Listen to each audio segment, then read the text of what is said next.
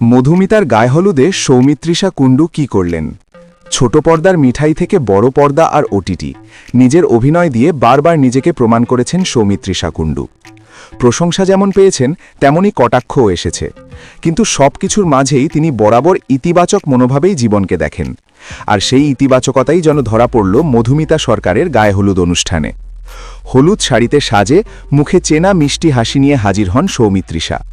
অনুষ্ঠানস্থলে ঢুকেই প্রথমে মধুমিতার সঙ্গে আলিঙ্গন, তারপর দুজনের হাসি ঠাট্টায় ভরে ওঠে চারপাশ। অনেকক্ষণ ধরে তারা আড্ডায় মেতে থাকেন, কখনো ব্যক্তিগত গল্প, কখনো পুরনো স্মৃতিচারণা। এর মাঝেই শুরু হয় গান বাজনা, আর সেখানেই নিজেকে আর আটকে রাখতে পারেননি সৌমিত্রিষা। নাচের তালে তালে তিনি যোগ দেন আনন্দে, যা মুহূর্তের মধ্যেই অনুষ্ঠানের আমেজ আরও প্রাণবন্ত করে তোলে।